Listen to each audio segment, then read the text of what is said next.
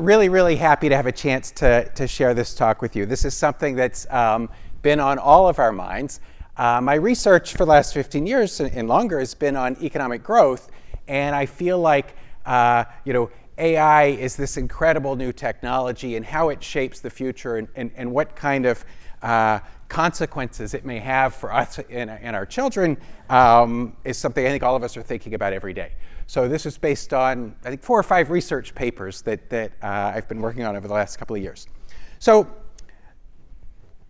I think it's an easy statement that AI is likely to be the most transformative technology of our lifetime.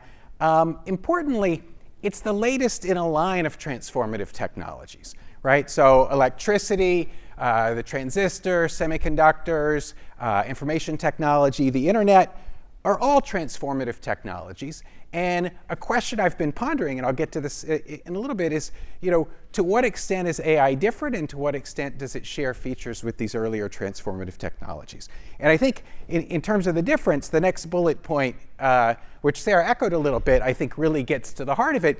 What if machines, AI for cognitive work, and then AI running robots for physical work, what if they can perform every task a human can do?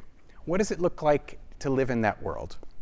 And to start out, I want to lay out for you 2 scenarios that I think of as 2 extremes. Neither one is probably what's going to happen. They're kind of caricatures in a way, but I think we learn something by thinking about these 2 scenarios, and then I'll sort of show you some research I've been doing to help me think about where in between these 2 extremes we might end up.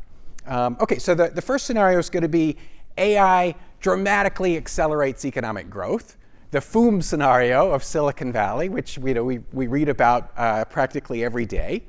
The second scenario is where AI is just a normal technology. AI is business as usual. And so, maybe it's normal the way electricity and semiconductors and the internet were normal. They were transformative technologies, but so we'll see. So let me dive into these 2 scenarios. So in the first scenario, and I should say, my plan is to talk until 5:45 and then take 15 minutes of questions. So hopefully that'll work well. And I got lots of clocks here to keep me on time. So AI dramatically accelerating growth. I think this one we're in the middle of watching now. So, Dario Amodei, Sam Altman, Demis Hassabis, Jeff Hinton, sort of the luminaries of AI, have been saying for the last 10 years that these things are coming, and we're kind of marching along the schedule that they laid out for us 10 years ago. The first part of that schedule, I think, is AI automating software, right? AI automating software engineering. And we saw back in November, I think, when Claude Opus 4.5 was released, Anthropic took this model, and whenever they're trying to hire a software engineer, they give the software engineers a 2-hour take-home exam. And they see how they do, and that's part of how they decide who to hire. They gave this same 2-hour exam to Opus 4.5, and it scored higher than any human in history, right? That was already, 7 months ago, and the models have only gotten better. We're up to Claude Opus 4.7 now, right? Two generations later. In the next decade, is it plausible that we'll have AI agents that can automate most coding? Yeah, maybe that's next week. I mean, this seems like it's coming very soon, but I'm being, maybe it's a decade. Okay, when you have AI agents that can do everything a software engineer can do, well, you put them to work doing more things. In particular, you put them to work on AI research, build better algorithms to improve the AI itself, and build agents that can use a computer the way a human can use a computer. Right? And so again, shortly after that, it seems plausible that we'll have agents that can function as virtual remote workers. Anything you could call up a colleague on a virtual Zoom call and ask them to do, the colleague could be an AI rather than a human. Right? Once you have that, and again, shortly after maybe, well, you can scale these things up on millions of GPUs, right? And you can end up with billions of virtual research assistants, each running 100 times faster than we run. And you put these to work, these country of geniuses in a data center, as Dario Amodei called them, you put them to work discovering new ideas, right? You tell them, help me design better computer chips. simulate the real world and help me design better robots so we can finally get the grippers that are just sort of the bottleneck for robotics. Help us design better technologies, new pharmaceuticals. AlphaFold, was nearly 10 years ago now, and it's transforming pharmaceuticals, but there's so much more that can be done, right? If you've got this country of geniuses in a data center, what virtual cognitive tasks can they not do? Well, once they're designing better robots in virtual reality, we test them out in the real world, and again, eventually, maybe it takes a decade, but eventually we have robots run by these super geniuses in a data center. And then we've automated physical tasks as well. And once you automate cognitive tasks and physical tasks, in the growth models that I wrote down, that I taught many of you, growth explodes. So this explosive growth is something that absolutely can happen if this story is right. And it's not obvious where this story breaks down. So this is a scenario that I think is one that's very popular in Silicon Valley now. It's totally plausible. There's a question of the horizon. Does it happen in 3 years or 5 years, like the AI 2027 people, or Leopold Aschenbrenner, situational awareness? Or does it happen in 25 years? Well, in some sense, if growth is exploding and accelerating, 5 years versus 25 years is still transforming the world. Okay, so that's a scenario that's very familiar in Silicon Valley. I do think it's plausible and has some merits, but it's certainly not guaranteed that this is the way things happen. Let me give you a scenario at the other extreme. AI is just sort of a business as usual technology. And here I think the story goes the following way. Let me show you a graph. And again, if you ever took my class, you saw this graph 37 times, so apologies, but now you get to see the updated version. It's changed so much relative to when you took the class, right? Okay, so what is this? This is average living standards in the United States, real income per person, 150 years on a logarithmic or a ratio scale, right? And what you see is you never get too far away from this straight line with a slope of 2% per year. Living standards in the United States for 150 years have risen at 2% per year, plus or minus a little bit. Okay? Now, what's especially interesting about that is when you reflect on the transformative technologies that entered and diffused throughout the US economy during this period, right? In 1870, the electrical transformation of the US economy was just a glimmer in Thomas Edison's eye. Over the next 50 years, this transformation happened. Internal combustion engines, jet airplanes, right? Antibiotics, vacuum tubes, transistors, semiconductors, information technology, the internet, all of these amazing technologies that absolutely transformed living standards, and yet the growth rate was always 2% per year. So this raises a big puzzle, I think. How can it simultaneously be true that these technologies were wildly transformative, and yet growth rates still 2%? Well, the answer, if you think about it, is that what is the counterfactual, right? I think the way technology works is that within any technology class, ideas get harder to find. The steam engine runs out of steam, and so that if all you had was the steam engine and you didn't discover electricity, growth would have slowed. Or if all you had is electricity and you didn't discover internal combustion engines and semiconductors, growth would have slowed. And so the straight line would have bent. The arc would have bent here. And instead, what each of these technologies did is they allowed 2% growth to continue for another 50 years, right? And sort of the pessimistic, in quotes, scenario about AI is maybe it's the latest transformative technology that lets 2% growth continue for another 50 years. Okay, so you can see how these are two very different extremes. I think they both have a lot of merit. One other point I'll say about sort of a lesson from economic history, and you see this a little bit in the discussion I just gave. Economists who've studied how steam power got replaced by electric power, or how information technology diffused throughout the economy, have highlighted repeatedly that these transformations take decades. you have to reorganize the factory when you go from steam power to electric motors, right? Instead of one shaft through the middle of the factory, you can now put motors everywhere, right? Or information technology, right? You have all these complementary innovations that need to be made, right? You invent the spreadsheet, you invent the word processor, you invent the database, you invent SQL, right? And so you have lots of complementary innovations that need to be integrated, and production needs to be reorganized. That takes a time that's measured in decades. So again, this sort of lesson from economic history is don't be so quick to assume transformative technologies bend the curve here. They're bending it relative to growth slowing down, and it may take a while. Those are the lessons. Okay, but still, we've got this question. Okay, both of these scenarios have plausible aspects to them. Where are we going to be in between, and how should we think about that? And that's the question I've been thinking about for the last year and a half or so. And the concept that I've come up with that I think is really helpful is weak links, right? A chain is only as strong as its weakest link.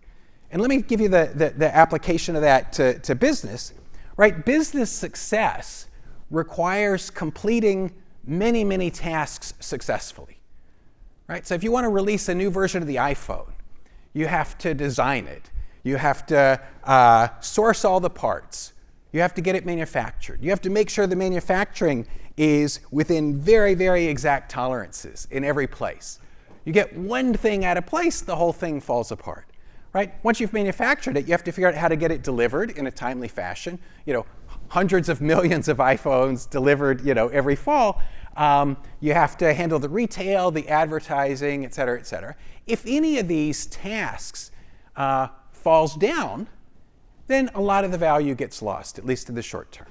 Okay, and that's what a weak link model is, right? And so the Space Shuttle Challenger, right, explodes because a $25 rubber seal, the rubber O-ring, fails. One small part fails. Or you think about ASML and TSMC, the manufacture of these computer chips with machines that are just incredibly complicated, with precisions that are just incredibly tight, right?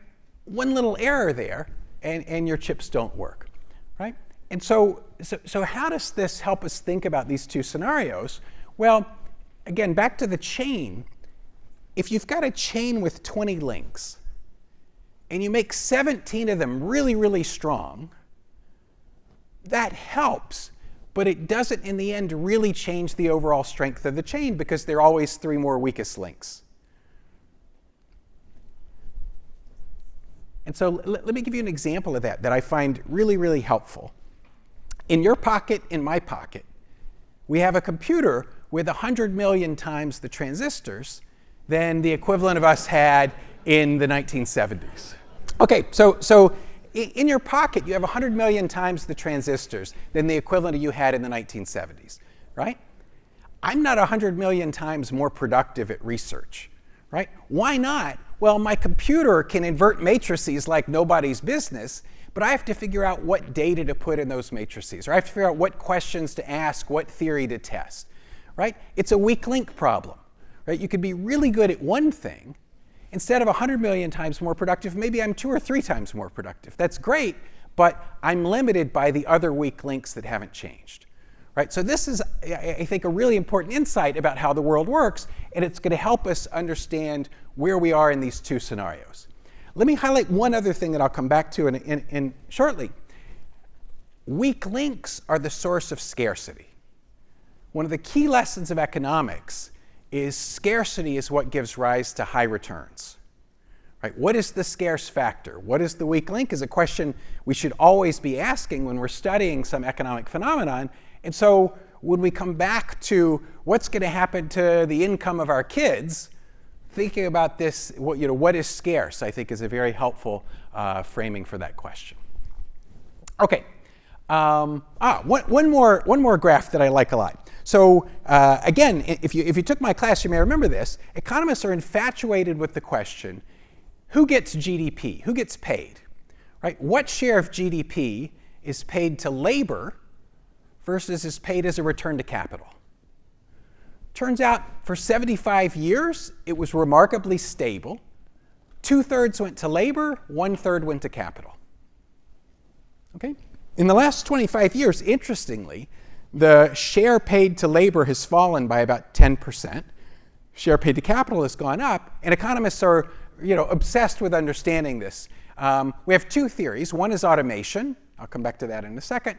And the other is market power, concentration. Maybe big firms are bigger and they're exercising more market power. They're able to capture more of the GDP as profits and pay less to labor. Okay? We don't know the answers to that. I'm not going to answer that today. Instead, I want to take that in a different direction, which is, okay, 2/3 is paid to labor, 1/3 is paid to capital. But you can break labor and capital into their components.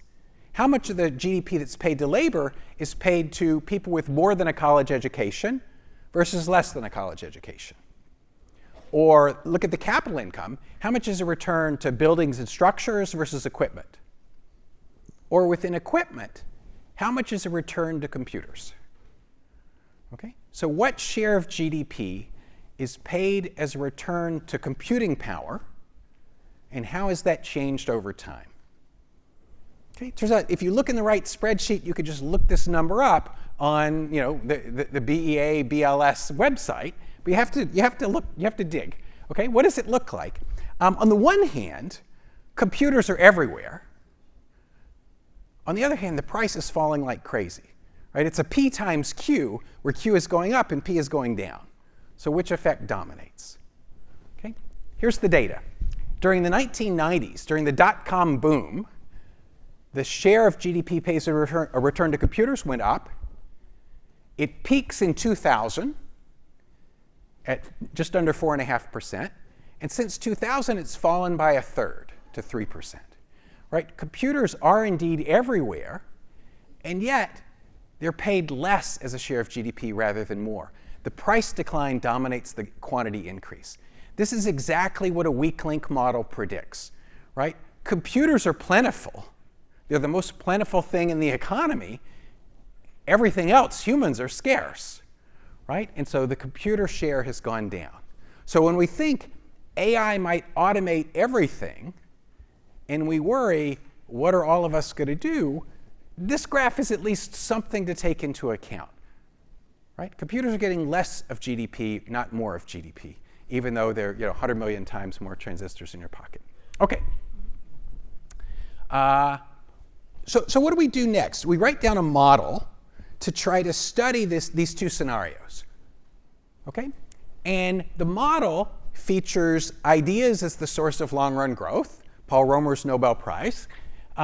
It features a production function for goods and ideas that both involve weak links. Right? The production of everything, in my sort of view, involves weak links. So goods and idea production functions have weak links, but they get automated away. It used to be inverting matrices was done with a pencil and paper by hand. Now the computer does it. Right? It used to be that driving your car was done by hand.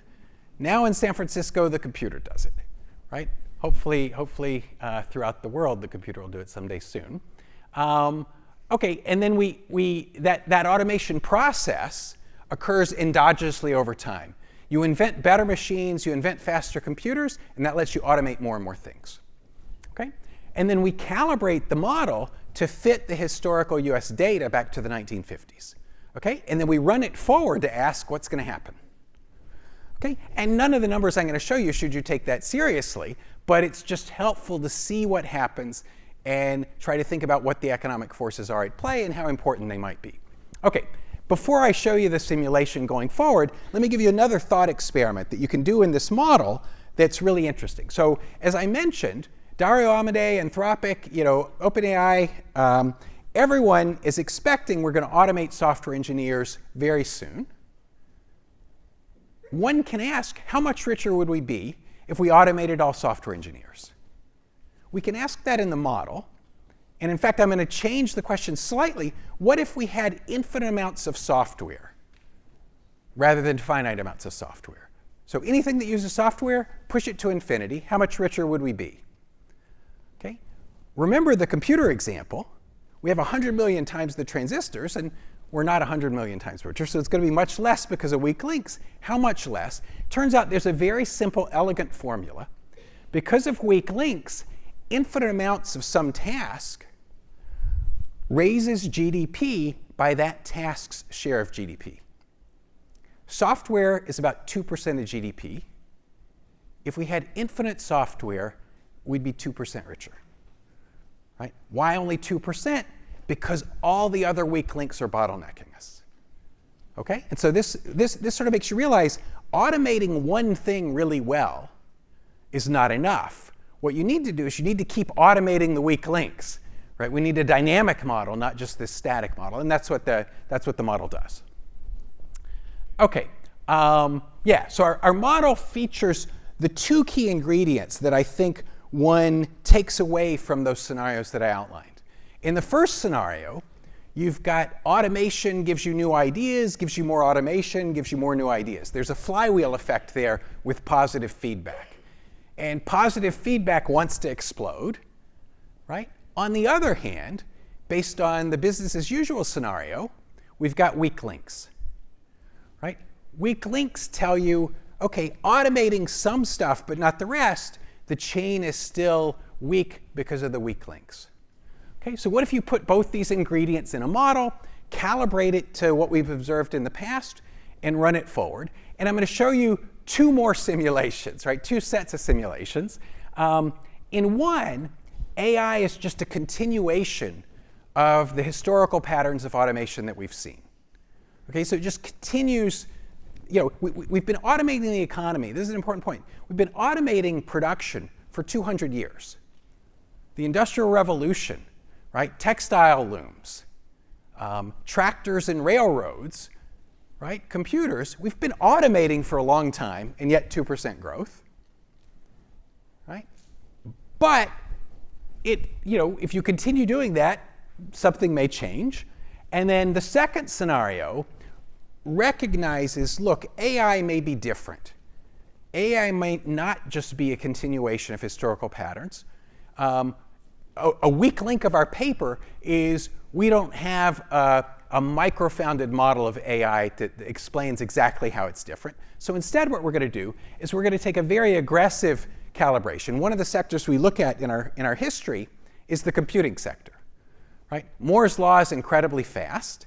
So what if, as our aggressive scenario, where AI is a break with the past, we say the entire economy starts out today getting automated just like Moore's law. Machines get better at 10% per year throughout the economy starting today, and then that automation gives you more ideas, gives you more automation. Okay, so that's going to be a very aggressive scenario. I think of the second scenario as too aggressive, and the first scenario is probably not aggressive enough. So again, maybe the truth is somewhere in between. All right, so what do we see when we do this? So I'm going to show you 3 sets of graphs for each scenario and a lot of lines on the graphs, but hopefully it'll make sense.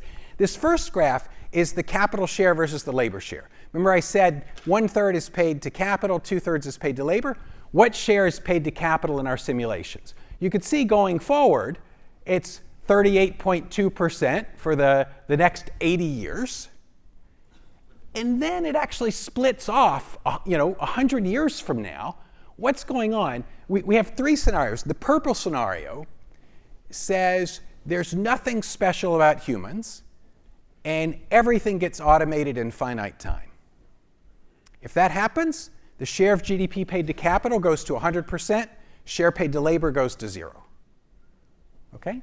The green scenario says almost to that, but there's 3% of tasks that are reserved for humans that can't be automated away. Magnus Carlsen playing chess, Leo Messi playing soccer. Right? There's some things we're going to reserve for humans, and in that case, you get infinitely good at the 97%, but the 3% done by humans bottlenecks you. And in fact, the weak link is the humans. The human share goes to 100%, the labor share goes to 100%, the capital share goes to 0. This is like that computer example I gave you, where the share paid to computers is falling. Okay, and then interestingly, there's a scenario in between that I call the baseline, the blue scenario, that says actually the capital share remains stable, 1/3, 2/3. Right? And that one's interesting because you say, okay, what's going to happen to growth in the intermediate scenario where the capital share, labor still gets 2/3 all the way through? What happens to automation and economic growth? Okay, here's the growth rates over time. The baseline is 2% growth, like in the graph that I showed you. And you see a couple of different things here. First, purple line, growth goes off to infinity. Full automation, if machines can do everything, including produce ideas, and machines keep getting better, growth explodes. The green scenario says, no, we're bottlenecked by the 3% of things that can only be done by humans. So the growth rate in the end is limited to how fast humans get better. And I'm not that much better at inverting matrices by hand than my mom was when she was young, right? So yeah, that rate is pretty slow. And then interesting, the baseline scenario, the blue scenario, if you look closely, growth is speeding up. And in fact, even in the baseline scenario, growth speeds up, and it ends up settling down at 50% per year. Okay, but it takes centuries to get there. Okay, so even in the baseline scenario, growth accelerates. You can see the acceleration, 2 to 2.3 to 2.6 to 3, but look at the axis. The acceleration is stunningly slow. Right? By 2050, instead of 2%, we're growing at 2.3%. Right? This is a model that eventually explodes, but it takes a long time. Why? Because of weak links. Right? This is again like the computer example. We have 100 million times the transistors, but yeah, we're just limited by all the things that humans still have to do. Okay? I can also show you this in levels. So this is the growth rate graph. Here's the level, income per person. So remember the 2% line, that straight line is the dashed line in orange now. And then the numbers are how much richer are you relative to the orange line if growth hadn't accelerated.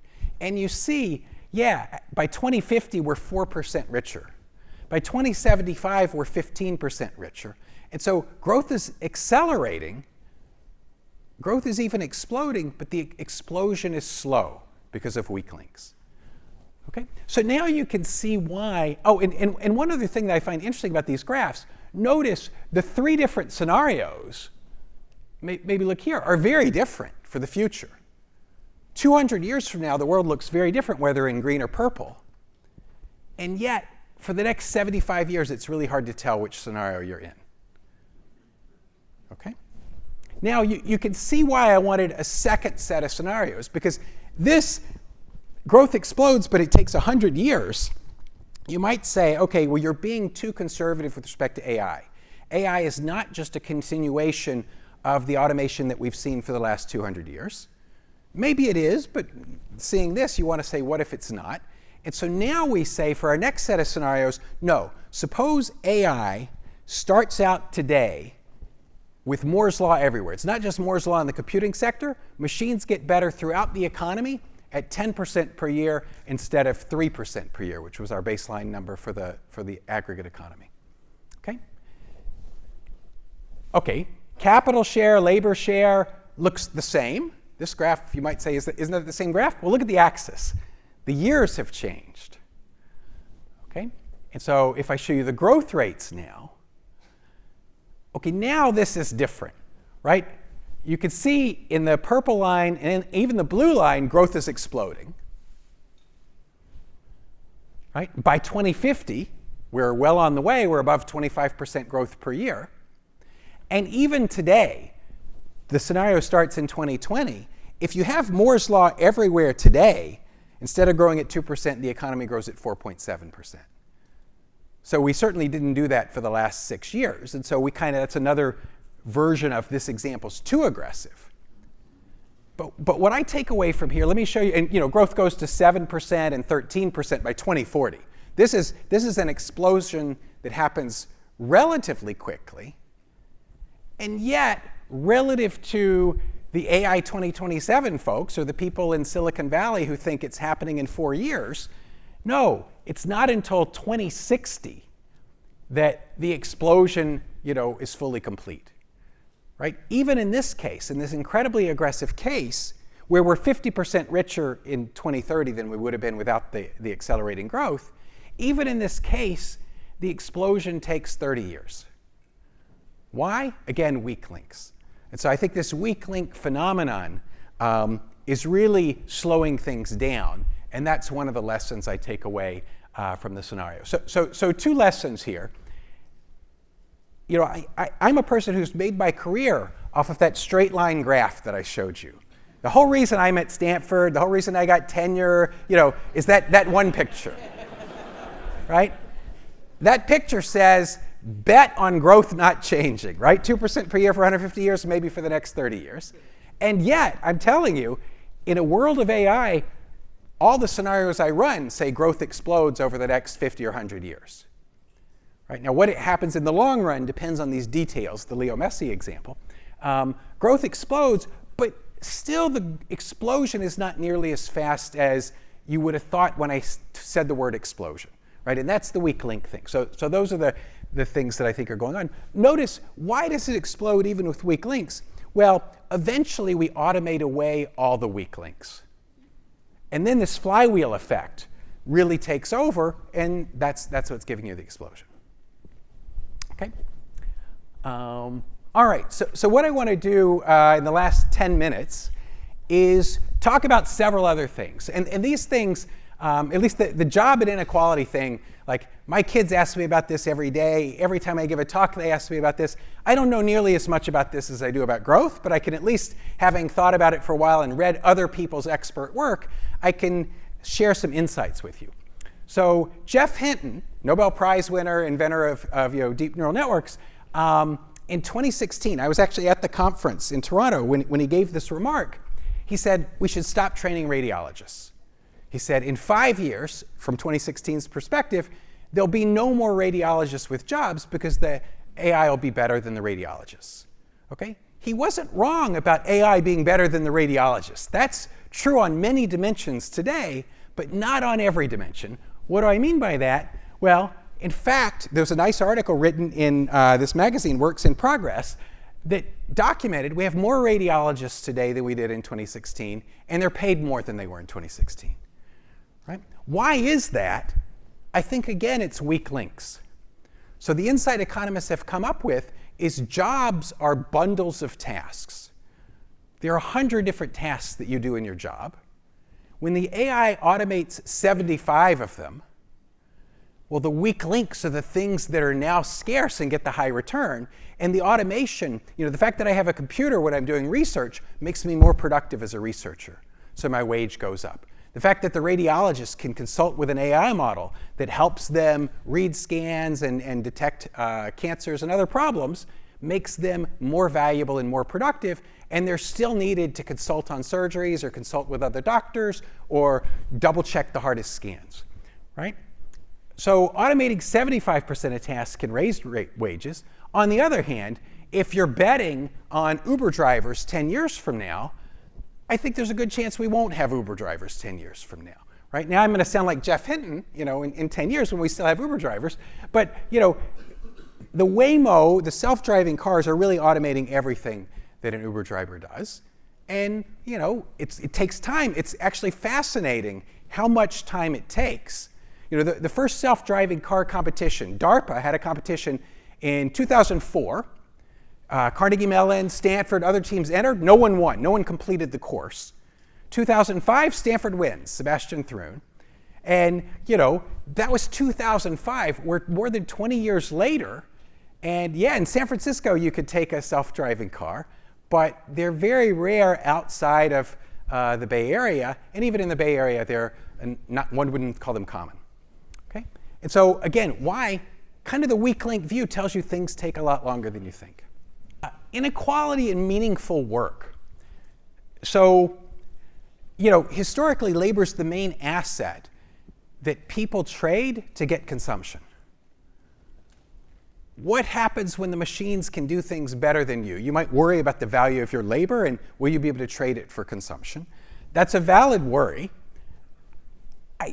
Let me give you the optimistic take. The world where AI changes everything, as we saw in the simulations, is a world where GDP is incredibly high. We're living in a world of abundance there, and there's plenty to go around.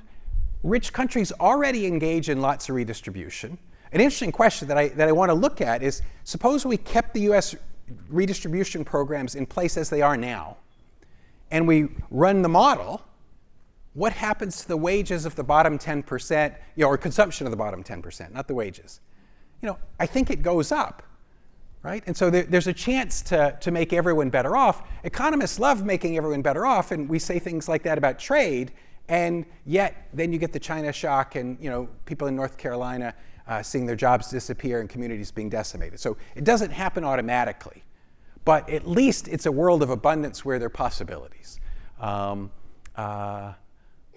say one other thing here. I worry, I've been using the AI models to help me with research all the time now.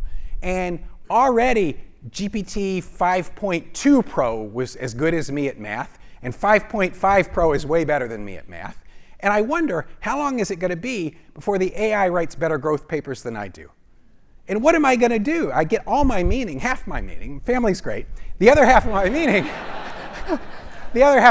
comes from developing growth models, and the AI is going to be better than me. What will we do? Well, an analogy I go back to is retirement, right? When we look at retirees, we don't say, oh, they no longer have this great meaningful work. They seem pretty happy. They live in a world of abundance, go on cruises, go see their friends, go to have dancing. Summer camp was an analogy I like. They go make pottery, and maybe my version of that would be making pottery and singing songs and getting together with my growth friends and having the AI teach us the latest growth model. I think that'll be my version of summer camp. Okay, let me say one other thing though, because contrary to what you might have taken from the talk so far, I'm not a total optimist on this. I would even say I'm very nervous about our future. Why? Because of catastrophic risks. And I'll say something about it, and I think it's really important to discuss this honestly and openly and without the sort of pejorative criticism that sometimes gets associated with it. I think this is something we absolutely should take seriously. So there are two versions that people talk about. There's the bad actor version and the alien intelligence version. The bad actor version, I think everyone can understand very easily and believes is likely to be a problem. So what if there's some bad actor, some hacker in North Korea or wherever that decides they want to do harm, and they have access to a jailbroken version of GPT-8 or Opus 7. All these models are jailbroken the day they come out. And they ask the model, this oracle by GPT-8, by Opus 7, these are going to be able to do anything the smartest humans can do. If it's possible to design a virus that's more lethal than Ebola and takes 3 months to display symptoms, the AI will figure it out, right? We got through nuclear weapons so far because they were so rare. Only a handful of people had red buttons that they could push and do serious damage. If 8 billion people have access to the red button, can we make sure no one pushes it? So this is a problem that I take very seriously. The other version is more speculative, but there's a quote from this computer science professor from Berkeley that I found helpful. So alien intelligence. Suppose we found out this evening that there's a spaceship on its way from Pluto toward the Earth. Right? Some alien spacecraft heading toward Earth. How do we feel? We'd be pretty excited at first. And then we'd say, but wait a minute. When advanced societies or species encounter less advanced societies and species in our history, it hasn't gone well for the less advanced. Right? And Stuart Russell's quote, how do we retain power over entities more powerful than us forever? That's worth thinking about. Let me say one other thing. I'm going to skip the how much should we spend to avoid risk. Let me say one other thing, because it's related to weak links, and it's the thing I've been worried about just in the last month as I developed the research paper.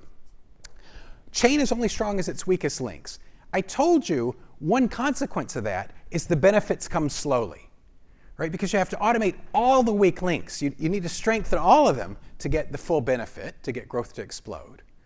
Okay, but remember the Space Shuttle Challenger, the O-ring problem, or a chain, if you break one link in the chain, all the value gets lost, right? And so a weak link model is very slow to improve, but it's very fragile on the downside. So already, think about Mythos, the model that Anthropic didn't release publicly, but said, look, this model's discovering bugs in 25-year-old software that's been battle tested by humans for 25 years that we didn't find, right? It's discovered thousands of bugs that people didn't find. In 6 months, in a year, we'll have an open source version of Mythos that anyone can use, right? How sure are we that a bad actor doesn't take it and hack the electric grid, hack the financial system, hack the banking system? Or it can communicate, it contacts a biolab somewhere across the earth. It says, help me design a virus. I'm a scientist at Stanford trying to do something. Or, like, if you hack the electric grid, you hack the banking system, we zero out everyone's bank balance in your favorite financial institution, that would be a huge problem. Not an existential problem, but I think that's a problem we have a good chance of facing in the next 3 years, right? The AI can already do that. Mythos can already come close to doing that. Wait a year or 2 or 3 at the rate these models are getting better. This is a problem that's around the corner, and I think it's something we should be concerned with. Okay, let me just end with this last thought. So a question I find helpful. How much did the internet change the world between 1990 and 2020? A lot, we think, despite the 2% growth, right? Again, you don't know the counterfactual. How much is AI going to change the world between, say, 2015 and 2045? How many internets is it worth? I think multiple internets, many internets. I think it's more transformative than anything we've seen probably so far, but it's probably going to take a longer time than we thought. But just because it takes 30 years instead of 5 years doesn't mean the effects won't ultimately be huge and transformative. And then I add this last bullet point. I think the downside risks can come sooner. That's what the weak link view of the world delivers. And so we should be using the intervening years that we have to prepare for these risks, both the inequality risks, the labor market risks, the political economy risks, and the catastrophic type risks that might be there. So sorry to end on a down note. I should say, class of 2006, hooray!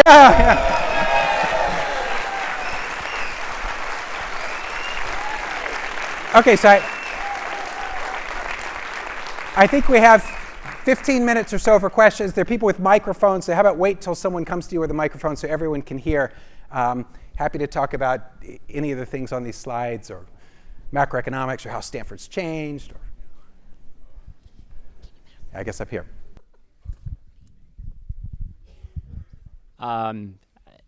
Thank you for that. A question around the slow growth rate that seems counterintuitively slow. And I'm sure you've heard this objection a million times, but I'm curious how you respond is, what about like the infinite free chess lessons that I get that aren't monetized? And there's value there, but I don't think that it's reflected in GDP. And that's just going to multiply going forward. So even if the GDP growth rate looks slow, there's so much value. How are we capturing that? This is a question you can ask historically as well. GDP is mismeasured for sure, but it's always been mismeasured, right? You invent antibiotics. How are those captured? How are the gains in life expectancy over the 20th century? Massive gains. Bill Nordhaus, the Nobel Prize winner from a couple of years ago, asked this question. He said, suppose you could only have one of two things. You could have the GDP growth of the 20th century, or you could have the gains in life expectancy, but not both. Life expectancy went from 50 years to 77 years. Right? And he surveyed a bunch of people, and half chose one, half chose the other. It says the gains in life expectancy, which are not nearly adequately captured in GDP, are as important as the gains in GDP. So I totally agree with you, things are mismeasured. An interesting question is whether things will be increasingly mismeasured or not. And I'm open to the possibility that the answer is yes. So the simulations I'm showing you are kind of holding constant the measurement, and that would be one reason why things could be a little faster. I think that's totally a fair point. I appreciate it. Yeah, I think there's a question up here. Oh, over here, sorry. So one question I have, and I don't know, it could be not the topic of your talk, is about distribution and the short-term effects, short being next 10, 20 years, is that if AI comes and automates certain tasks and completely eliminates the need for those tasks, a big chunk of the economy dies almost immediately. And until we reach that 50 to 100-year trajectory of whatever growth we have, this is going to be a shock in and by itself, which could be a disrupting factor to AI growth or any other growth. Do you have any scenarios simulating that? I don't. I think this is an incredibly important question. I had those 2 slides on the labor market effects, and I kind of mentioned, yeah, I'm not the right person for that. I am. The follow-up paper we're working on is exactly on this question. So, come back in a year or 2, and hopefully I'll have a better answer. I will say, as I think about it, I think the Waymo example or the radiologist example I find very helpful. Because again, Jeff Hinton, world's expert on deep learning, deep neural networks, is telling you we're not going to need radiologists, and yet we have more and they're better paid. Or, Waymo, when self-driving cars, 2012, if you go back and read the Wall Street Journal, they're saying self-driving cars are here. In 5 years, no one will need to drive ever again. And we're a long, long way from that. Why? Because weak links in the lesson of history that all these changes take a lot longer than you think. And so the thing that's going to be automated first, I believe, is software engineering. Ask yourself, do you think we'll have as many software engineers 10 years from now as we do today? And it's easy to say no, but let me give you the scenario where we say yes. AI is going to transform the entire world. Integrating AI into every business in the world is a long, drawn-out process that requires lots of software engineers. You might say, someday we'll have AI that can do it, but ask yourself, you're the CEO of your company, you're the CIO, are you just letting Anthropic press the button, or do you want some people in there that you can talk to and do it slowly and make sure it works right with your precious data?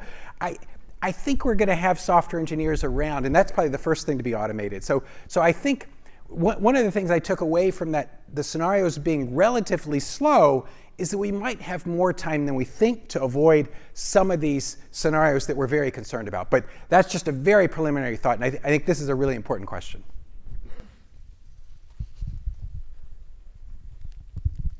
I'd just like to double click on the radiologist versus Uber driver.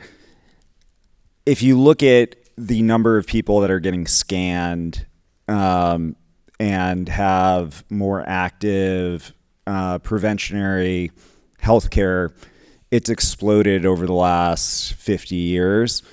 And so possibly a reason for the rise of radiologists and also incomes for radiologists is because there's more variability, and due to the fact that there are more medical technicians that increase the variability by placing patients into a scan in various different ways, and there are more things that are being seen.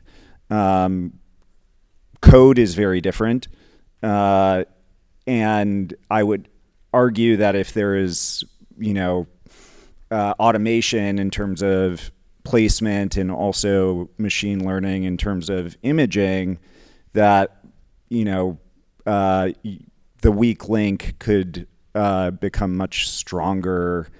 So this all kind of feels like von Neumann's elephant to a certain degree. And, at what point are we saying, with 5 points, 5 variables, we can, make the elephant's tails wag? Yeah, no, these are all excellent points. I don't disagree with anything you said. I do think that,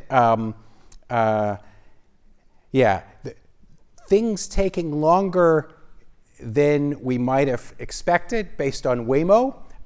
Here's another way to think about it. So someday, I think we'll have robots teaching our kindergartners, right? Why do I say that? You might say, no, I'd never want a robot teaching my kindergartner. Well, remember, the average kindergartner teacher is not nearly as good as the world's best in history kindergarten teacher. Once we invent the robot that can be trained to be the world's best kindergarten teacher in history, or even better, we can then replicate them 1 million times and give every kindergarten classroom that robot, okay? That's going to happen, but is it going to happen in 10 years? No way, right? It's Waymo, triple clicked, right? Are we going to let the robot take care of little, whoever? Mine, little Audrey. No, because, we want to make sure it's 100,000% safe, right? So I do think these things are going to take. Just one follow-up. Sure. Also, if you look at, the growth of the Taiwanese economy or the South Korean economy, IT output for those economies are substantial. So we've outsourced manufacturing of semiconductor chips to those economies, and we've replaced it with services, namely healthcare and financial services over the years. Those are the areas that are easily at threat from AI. So how does your model like kind of account for the fact that you're replacing manufacturing with services and weak links? Yeah, I think historically manufacturing is kind of the easy thing to automate, and kindergarten teachers and the nurse holding the hand of my father when he has Alzheimer's at night, those things, again, we'll get a robot someday to do it, but maybe not in the next 20 years. I think the services, to me, they seem like the weak link. I think over here, sorry, I need to look for the people in the red shirts. That's my rule. Okay, so people have talked about the K-shaped economy. We've all heard, of course, of Meta doling out $100 million to top software engineers or AI engineers. It feels very Gilded Age right now, at least in the United States. So my question is, in capitalism, what stops the hyper-concentration of the capital share of income, i.e. basically an oligopoly, big tech on steroids, capturing more and more of the economy? Yeah, no, this is totally a valid question to worry about. I don't have the answers, but I'll tell you some things that I've been thinking about along these lines. So first, I think what we're seeing with AI, so contrary to what I said, historically we thought manufacturing would be the first thing to be automated. Low-skilled workers could be replaced, and us creative types, how could you ever replace creativity? No, it turns out ChatGPT does creativity like this, right? I'm going to be replaced long before the electricians and the plumbers, right? Think about what that does for inequality. That's actually good. The electrician's wage is going up like crazy, and my wage is, I think it's probably not going down actually, but fingers crossed, fingers crossed, but it could be good for inequality in the short term. Second thing I'll say, the high-skilled cognitive labor that's getting replaced by AI, the doctors, the lawyers, the economists, the professors, we all own shares of the S&P 500. If you own shares in the stock market, you're getting some of this capital income. And so actually, I think the people who own shares are fine. It's the people who don't own shares you have to worry about. But then I would say the government owns a lot of shares in GDP. Why? Through its tax system, right? So the government taxes and transfers, and that allows them to help out the less fortunate. We do that already, maybe not enough, but that at least puts a floor that hopefully can be improved. But this is a political economy question. If you wanted to say, Chad, you know nothing about political economy, look at the last 20 years, that's a fair point. So I think it's a complicated problem for sure. Okay, over here, please. So I really liked your framework of weak links being the source of scarcity and therefore potential for high returns. So given that framework, what advice would you give for younger generation as well as us to earn the high returns? I do think that I think management, the things we teach at a business school, are actually going to be some of the things that are still valued in the world 10, 15, 20 years from now. Why? I think we don't want to give power to the AI and let it make all the decisions unchecked by humans. Managers are the people who are going to consult with the AIs, and then they make the final call. They're going to be the thing that's, in some sense, scarce and incredibly valuable. So I actually think, I'm going to be automated in 2 years. You guys are safe for another 15 years, I think. After 15 years, all bets are off. Own shares of the S&P 500, though, and I think you'll be okay. So that's, anyway, that's kind of how I think about it. Yes?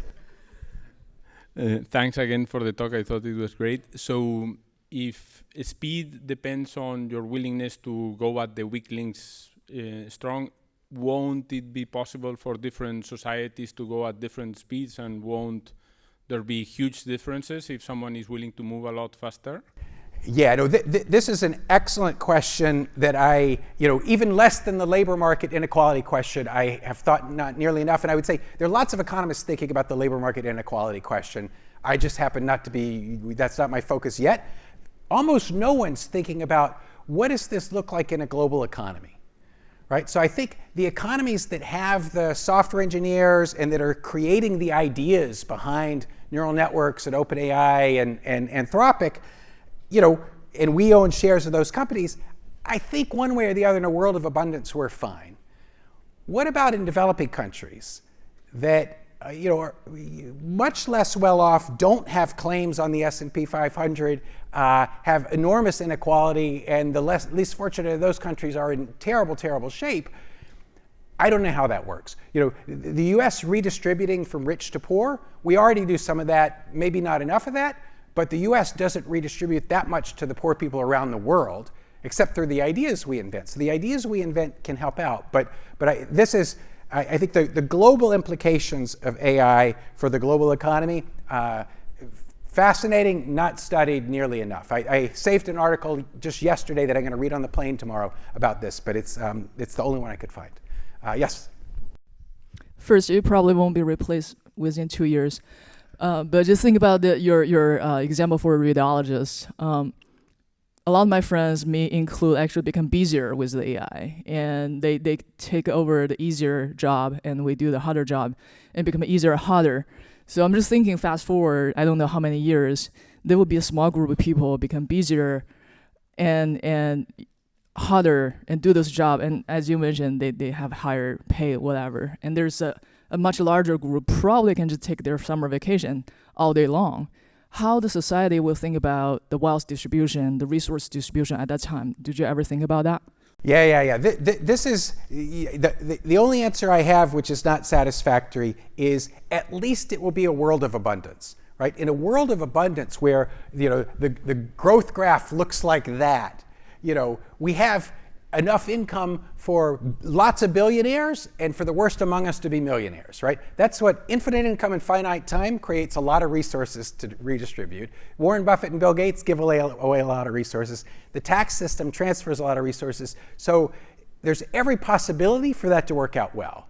It doesn't mean it has to, but I do think a world of abundance is a great world to hope for. We just need to solve this subtle, complicated redistribution question. But I'm more optimistic about that. Again, call me Pollyanna. Yep. And this will be our last question. Oh, wow. Yes. My name is Roberto Santana, class of 2011. Yay! I work at Google DeepMind. And I'm trying to reconcile the model you're showing with the natural experiments we're running, and they don't match up. So I think that the challenge I'm having with the model that you provided is that it assumes that the constraint, that weak link constraint, is a human, and that the AI cannot take or improve in those tasks. So the coordination, judgment, taste, I've heard it in many different ways. And so it appears to me that the model gradualism is based on an assumption that AI has to be gradual. And so that is the piece that I'm trying to reconcile. Yeah, no, this is totally fair. And in some sense, your reaction is entirely the point of the paper, because I went into it. I am in Silicon Valley, so I hear and see and read all the things that say the world is changing tomorrow, and I'm definitely open to that. I write down the model, calibrate it to historical data. I haven't told you how I calibrated, how strong are the weak links. That's obviously a key question here. I don't have time to go into it now. You could argue we've calibrated that to be too strong, but again, the 50-year thing takes a long time. The example I like when I think about, is this plausible, or are my friends in Silicon Valley who draw this line happening in 3 years, the Waymo example is really compelling to me, because Waymo, people were saying, like I said, in 2012, this is going to be a solved problem. Think about how easy it is to solve a self-driving car problem. You turn the wheel left, you turn the wheel right, you step on the gas, you step on the brake. That's all you have to decide. Right? We have every sensor in the world, incredibly machine learning algorithms that can do math better than me. Simple problem, seemingly, and yet not a simple problem. Why? Because there are all sorts of bottlenecks, weak links. The physical world is complicated. The cognitive world, I'm very open to the cognitive stuff going much faster, but to get that graph going, think about computers. Computers' factor share has gone down. You got to automate everything else in the physical world. And I think that's really kind of what is the intuition behind the slowdown. But is it going to happen in 20 years or 100 years? I don't know. I'm pretty sure it's not going to happen in 5 years, right, based on this weak link argument. But yeah, anyway, thank you so much. Hope you have a wonderful time at your reunion.